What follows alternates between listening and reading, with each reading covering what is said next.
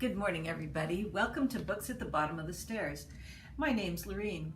I was going to do a classic wrap-up somewhere in the middle of December. I had plans for it, and then as I was sitting down getting prepared for it, I decided, I don't have a ton to say about classics. They've been around for forever, and at 60 years of age, I've read a ton.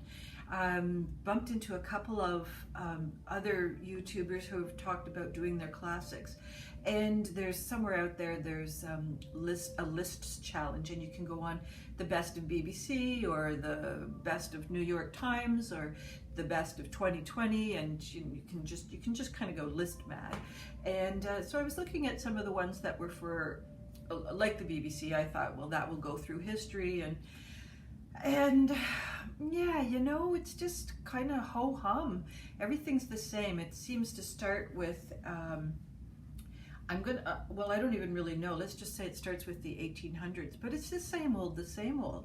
And there's classics out there that go back to the classic periods, like Oedipus or Gilgamesh I actually have. I asked for it last year for Christmas.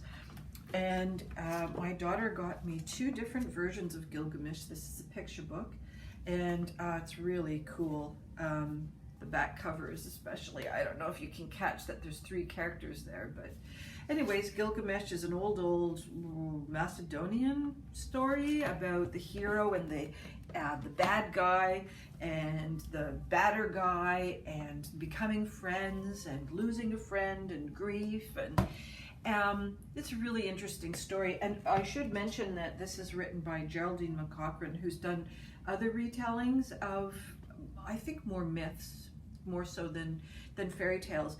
And she does a really excellent job of it. The illustrations are a bit grimmish, a lot of black in there. But it's just a wonderful version of the story, and there's basically a prince who is extremely vain and can conquer anything he sets his mind to, and along comes Gilgamesh, and they end up forming their adversaries and form a friendship, and then go on some adventures. And there's some quite ancient poetry around it.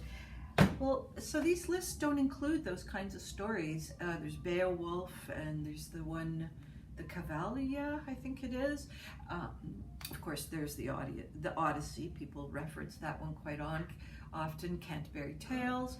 So when I looked at these lists, I thought, I have just read an awful lot of these, and what I'm doing now in the Classics Challenge is just picking up the bits and pieces that I hadn't got to. And then one or two of them I thought, yeah, there was a reason I didn't want to. Thomas Hardy, I read a few of his and thought, no, I don't want to read anymore. So I'm kind of thinking the classics isn't for me. I'm going to continue read whenever I find something that I like, but I don't think as a challenge, it's not really a challenge for me. Having said that, I'm going to tell you what I did read because, I went to the effort and I deserve to be patted on the back. Who doesn't? So let's see, I read Mad Shadows by Marie. I'll put these in the link below. And I did speak about Mad Shadows by Marie-Claire Blais. She's a Canadian author, and that was a very good book. Grapes of Wrath, I'm in the process of reading. Flowers for Algernon, boy, that was a throwback to the 50s, I guess.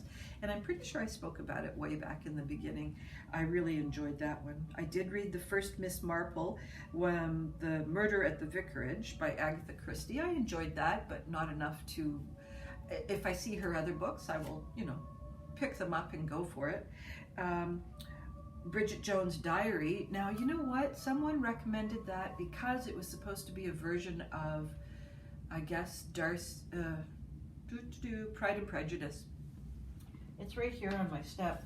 I just finished it 2 nights ago, I think. I'm sorry, but ho-hum, the movie was way, way funnier. I think this is a real character study, and sometimes you do need to have an actor or an actress portray a character who's just so idiosyncratic, and she is certainly a character. But her story, I guess, has been told in different versions. Oh my God, what's her name?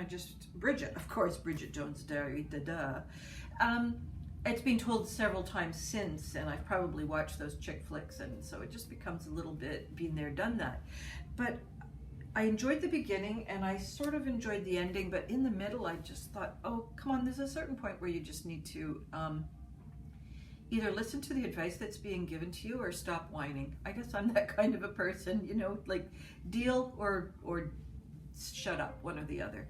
So the middle of the book didn't work for me, and I was just getting to the point where I was starting to scan. And then when she finally, and you know, with a classic, I'm not going to apologize for spoilers, when she finally gets around to connecting with Mark Darcy, I thought, I don't understand why there's no development of character that I can see. He hasn't really changed his tune in any kind of a way. Is it because it's Christmas and we need a happy ending? I don't know. I thought it was just a much better movie. And let's see what else. So those are my thoughts on her. We Have Always Lived in the Castle by Shirley Jackson.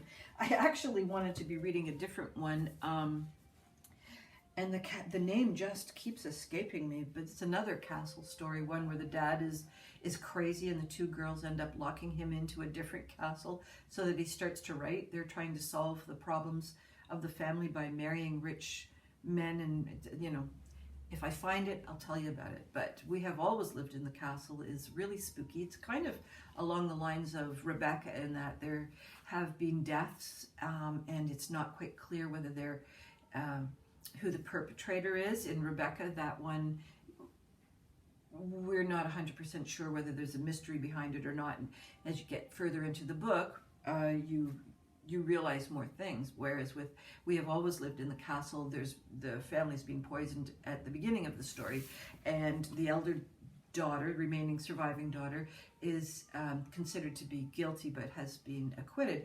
So yet things keep happening that are rather on the bizarre side. So we get to know the two sisters and the villagers and the people who visit, and that's a solid book.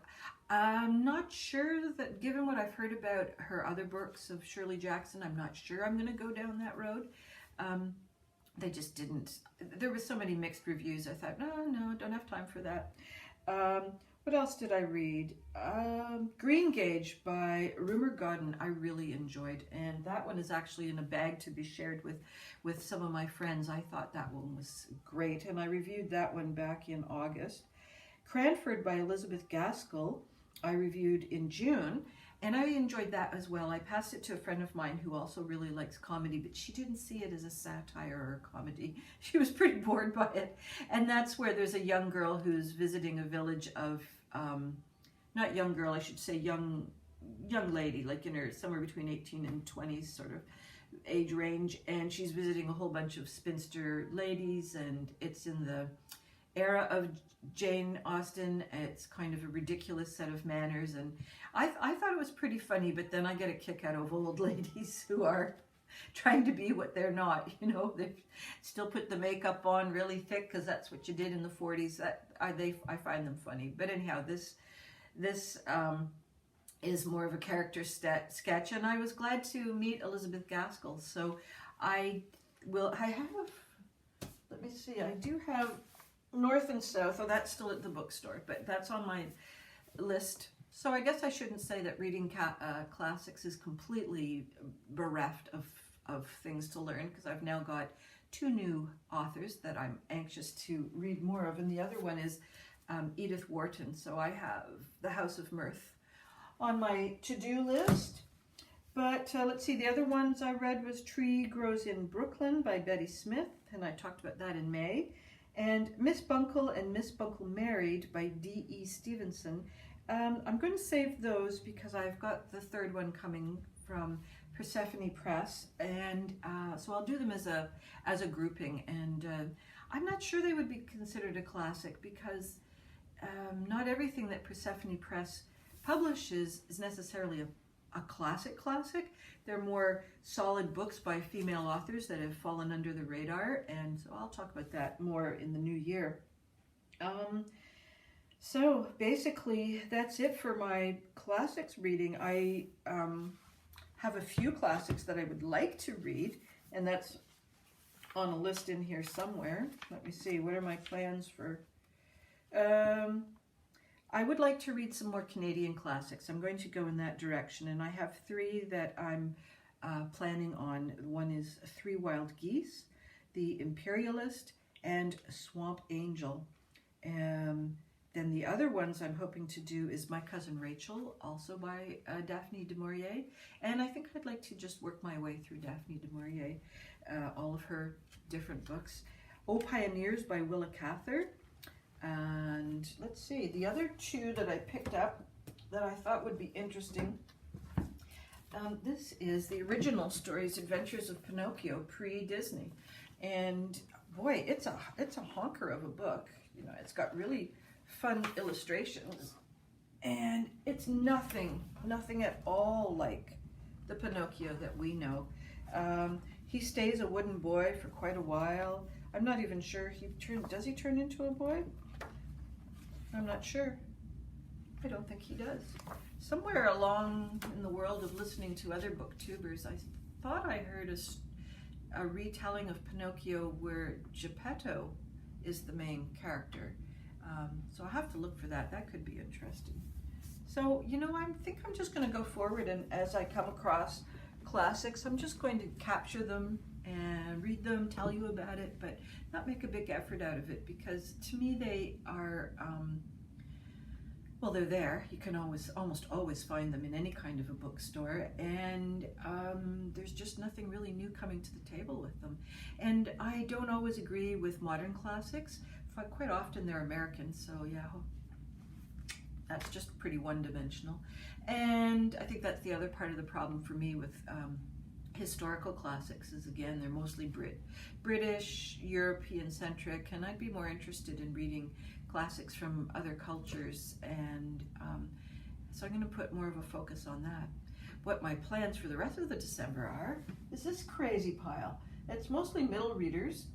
That was a panic attack on a Tuesday night before we were going into complete, well, we don't have complete lockdown, but we do have restrictions, and the library is closed to browsing. So you have to get curbside pickup, which means going online, choosing your books, and that's what happened. So I had to go with 2 different bags to get them all in.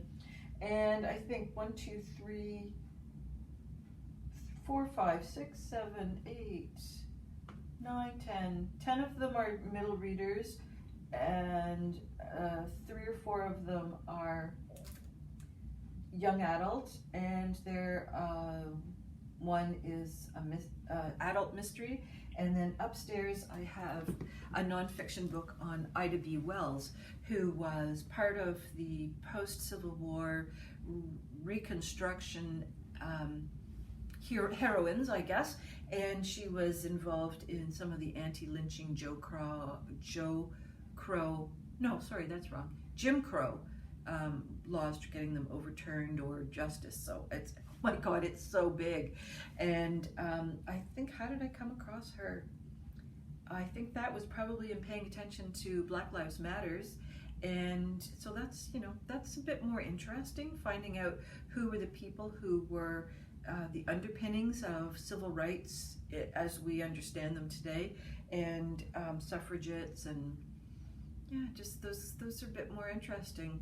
I'm not much of a memoir person, unless it's kind of always good to read a memoir of someone who's dead, because then that way, you know, all the facts are in and we can make an assessment. Someone's still alive, it's like, well, maybe you're going to be more interesting in your 70s or whatever, but are you interesting now? I don't know.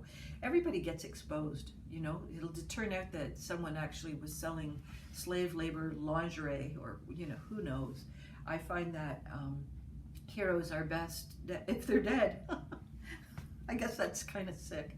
And I guess that's it for me. I don't have too much else to talk about. I've got a few books that are coming down the tubes for my book clubs, this pile, and just enjoying ourselves. It's kind of, we're struggling a little bit with between the weather, a sick kitty cat, and just sort of the pre-Christmas, how are we going to do things and stay cheerful? Well, you stay cheerful because you just decide to be cheerful. So that's the part we're working on today. We put on some Christmas music, got out some Christmas mugs, had a little cookie, and decided on some old videos to rewatch. And tonight we're going to watch Ratatouille. And the other one we've got lined up to watch is Galaxy Quest. If you like sci-fi, this is a spoof on things like Star Trek and Galaxy Wars or whatever, you know, anything that happens with the spaceship, it's a spoof. And I'm not sure what else we've got. Oh yes, of course, the Jeeves and Woosters with Hugh Laurie and Stephen Fry is always good for a hoot. So those are our plans for December. I expect to see you again. I hope all your reading dreams and desires continue to come true, and try to find a way to have an adventure every day. Take care.